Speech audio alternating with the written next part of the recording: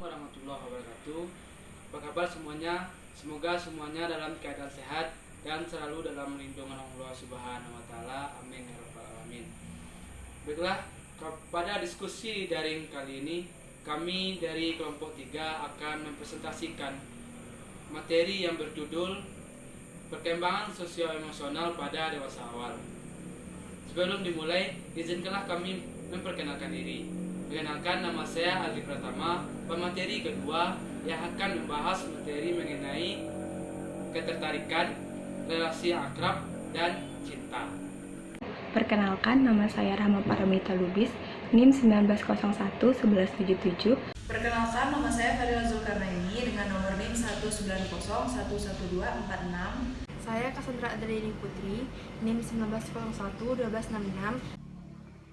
Baiklah, saya akan menjelaskan tentang stabilitas dan perubahan dari masa kanak-kanak hingga masa dewasa. Perkembangan psikologi pada manusia mempunyai tahap-tahap perkembangan, yaitu tahap perkembangan dari bayi hingga dewasa. Kita ketahui bahwa masa kanak-kanak merupakan cikal bakal terbentuknya kepribadian manusia yang sesungguhnya. Masa kanak-kanak adalah masa perkembangan dari usia 2-6 tahun. Pada masa ini, perkembangan biologis dan fisik berjalan dengan cepat. Adapun ciri-ciri pada masa anak-anak awal, yaitu A. Usia yang mengandung masalah atau usia sulit, B. Usia mainan, C. Usia prasekolah, D. Usia belajar kelompok. Beralih ke remaja. Masa remaja adalah masa yang paling berperan dalam kehidupan seseorang. Masa remaja berada pada batas peralihan kehidupan anak dan dewasa. Adapun ciri-cirinya yaitu A. Peningkatan emosi yang cepat, B. Perubahan fisik secara cepat, C. Perubahan nilai, D. Perubahan menarik bagi dirinya, E. Kebanyakan bersikap ambivalen. Materi selanjutnya, ketertarikan, cinta, dan relasi yang akrab. Ketertarikan disebabkan karena dua hal. Yang pertama, keterbiasaan dan kesamaan, dan yang kedua, ketertarikan fisik. Keterbiasaan dan kesamaan. Kebiasaan mendahului terjadinya relasi dekat. Contohnya, semakin terbiasa seseorang bertemu dengan temannya, maka relasi mereka besar kemungkinannya akan semakin dekat. Psikolog sosial mengatakan bahwa keterbiasaan adalah kondisi yang diperlukan agar relasi akrab dan berkembang dalam banyak kasus. Kawan dan kekasih adalah orang yang saling mengenal sejak lama. Secara keseluruhan, kawan atau kekasih lebih banyak kesamaan dengan kita dibandingkan ketidaksamaannya. Kawan dan kekasih cenderung memilih sikap, nilai, gaya hidup, dan daya tarik fisik yang menyerupai satu sama lain. Meskipun demikian, ada beberapa karakteristik perlawanan yang mungkin juga menjadi daya tarik. Selanjutnya, ketertarikan fisik. Matching hipotesis yaitu menyukai orang-orang yang lebih menarik, namun kenyataannya memilih yang menyerupai level ketertarikan baik fisik maupun atribut sosialnya. Adanya perbedaan pandangan antara laki-laki dengan perempuan dalam mengenali atau dalam mengenai penampilan, di mana laki-laki lebih mementingkan fisik dari perempuan. Dan ada kriteria fisik dapat dipengaruhi oleh budaya serta berubah-ubah. Kedekatan fisik tidak menjamin bahwa kita akan membangun hubungan positif dengan seseorang. Keakraban dapat terbangun menumbuhkan kebencian, tetapi keakraban adalah kondisi yang diperlukan untuk terbangunnya suatu hubungan dekat.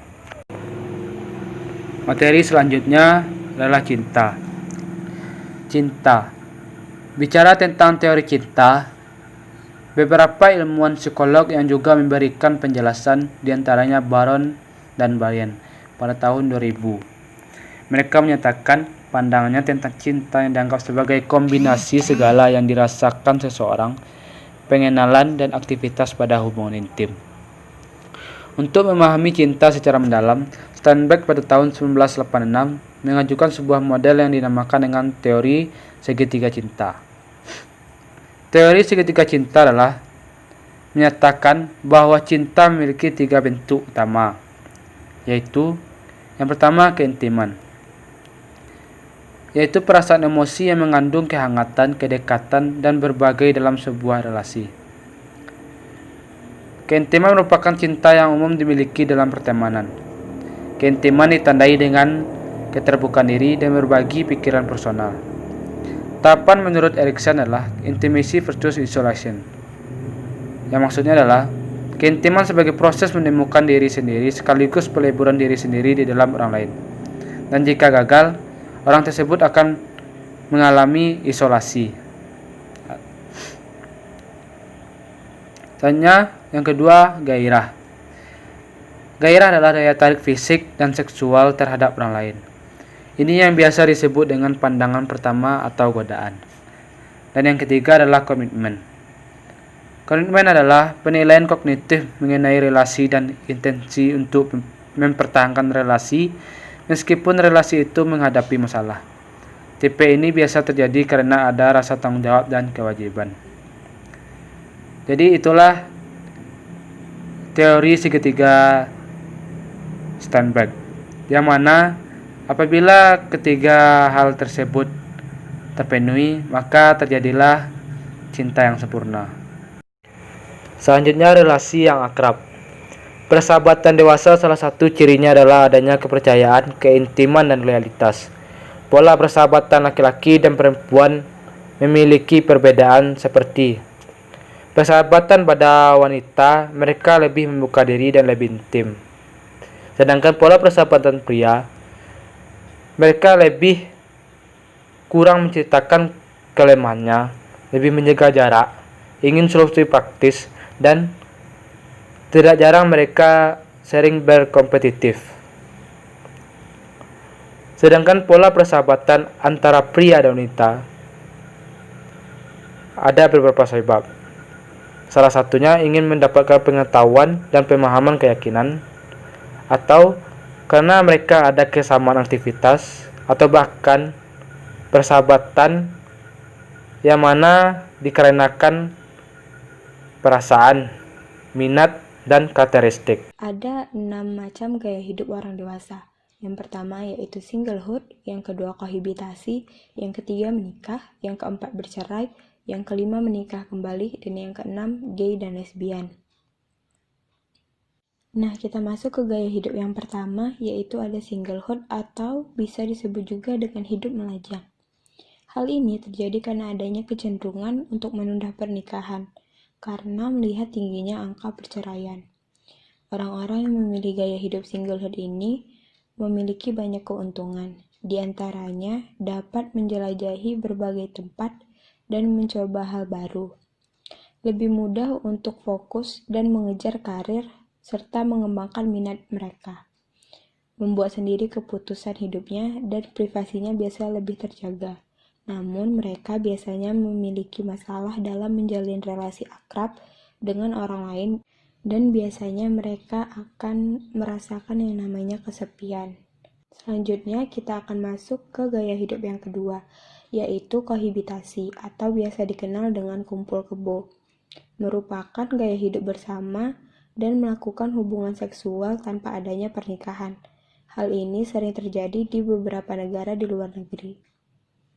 Banyak masalah yang dihadapi oleh orang yang memilih gaya hidup ini, yaitu tidak adanya kekuatan hukum karena tidak adanya pernikahan, kemudian kesulitan memiliki hak milik bersama, kemudian resiko kekerasan yang dialami wanita meningkat, dan banyaknya ketidaksetujuan orang tua yang akhirnya akan menimbulkan konflik di antara pasangan yang melakukan kohabitasi. Selanjutnya gaya hidup yang ketiga yaitu menikah. Biasanya semakin bertambahnya usia individu, maka pikiran untuk menikah akan menjadi lebih besar. Adapun keuntungan pernikahan yaitu tercapainya kesehatan fisik dan mental yang lebih baik dan kehidupan yang lebih panjang. Gaya hidup yang keempat yaitu bercerai. Biasanya hal-hal yang menyebabkan suatu pasangan bercerai ialah mereka biasanya menikah di usia muda, kemudian pendidikan yang rendah, dan kemiskinan. Pria dan wanita yang bercerai akan mengalami kecemasan dan kesulitan memulai relasi yang baru. Nah, kita masuk ke gaya hidup yang kelima, yaitu menikah kembali. Pria cenderung lebih cepat menikah kembali dibandingkan wanita setelah bercerai. Adapun keuntungan menikah kembali yaitu memperbaiki status finansial.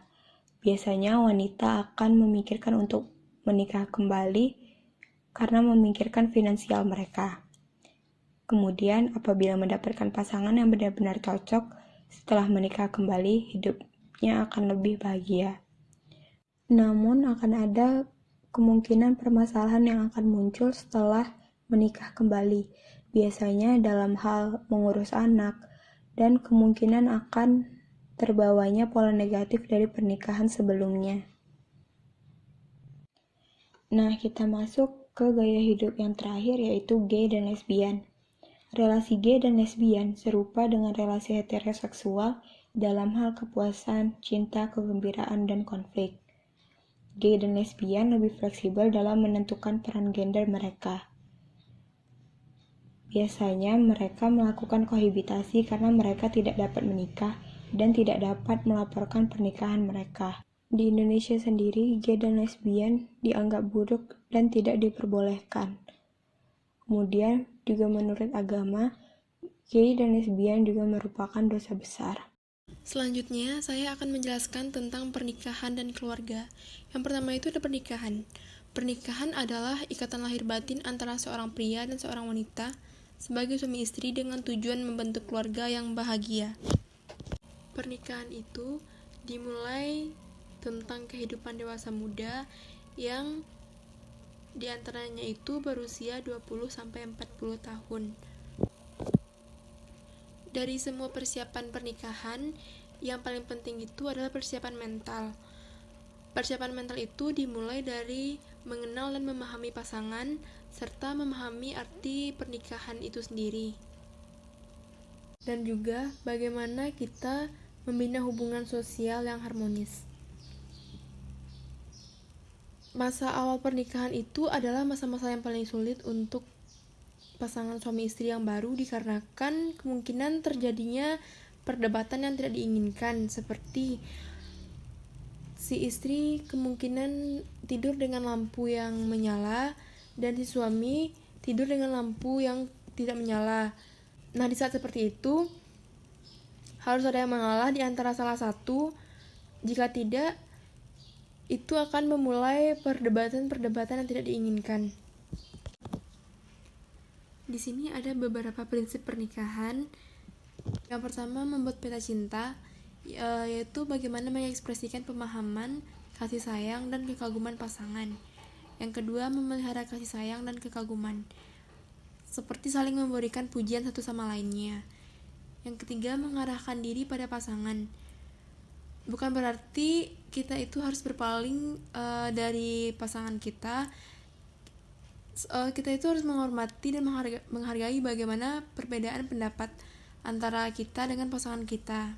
Yang keempat, membiarkan pasangan mempengaruhi diri kita, seperti kompromi dan bagaimana dalam pengambilan keputusan. Yang kelima, memecahkan konflik yang dapat dipecahkan. Ada dua tipe masalah. Yang pertama, masalah terus-menerus ada atau berbeda pandangan. Yang kedua, masalah yang dapat dipecahkan. Nah, bagaimana kita itu dapat memecahkan masalah-masalah tersebut? Yang selanjutnya adalah keluarga. Keluarga itu adalah perkumpulan dua atau lebih individu yang diikat oleh hubungan darah. Yang kedua, memelihara kasih sayang dan kekaguman, seperti saling memberikan pujian satu sama lainnya. Yang ketiga, mengarahkan diri pada pasangan. Bukan berarti kita itu harus berpaling dari pasangan kita. Kita itu harus menghormati dan menghargai bagaimana perbedaan pendapat antara kita dengan pasangan kita. Yang keempat, membiarkan pasangan mempengaruhi diri kita, seperti kompromi dan bagaimana dalam pengambilan keputusan. Yang kelima, memecahkan konflik yang dapat dipecahkan. Ada dua tipe masalah. Yang pertama, masalah terus-menerus ada atau berbeda pandangan. Yang kedua, masalah yang dapat dipecahkan. Nah, bagaimana kita itu dapat memecahkan masalah-masalah tersebut? Yang selanjutnya adalah keluarga. Keluarga itu adalah perkumpulan dua atau lebih individu yang diikat oleh hubungan darah, perkawinan, atau adopsi, dan tiap anggota keluarga berinteraksi satu sama lainnya. Cara masuk dalam keluarga ini itu melalui kelahiran, pengabdosian, pengangkatan, ataupun dengan pernikahan yang tadi. Nah, setelah menjadi keluarga tadi, anggota keluarga itu harus berupaya untuk menyesuaikan dirinya agar keluarga itu bisa berfungsi sebagai suatu kelompok yang stabil. Karena kalau misalkan tidak bisa menyesuaikan diri, perubahan yang terjadi dalam interaksi keluarga itu bisa berpengaruh terhadap mungkin anak dengan perkembangannya, seperti berkurangnya pekerjaan yang dilakukan di dalam rumah, anak lebih banyak menghabiskan waktu di luar, atau perceraian. Jadi betapa pentingnya interaksi yang baik di keluarga satu sama lain. Ada beberapa tahap perkembangan keluarga. Yang pertama itu ada keluarga baru, yang kedua keluarga dengan kelahiran anak pertama, yang ketiga keluarga dengan anak usia prasekolah, yang keempat keluarga dengan anak usia sekolah, yang kelima keluarga dengan anak remaja, yang keenam keluarga dengan anak dewasa, yang ketujuh keluarga usia pertengahan, dan yang kedelapan keluarga orang tua usia lanjut. Sekian presentasi dari kami. Apabila ada kesalahan kata, kami mohon maaf. Assalamualaikum warahmatullahi wabarakatuh.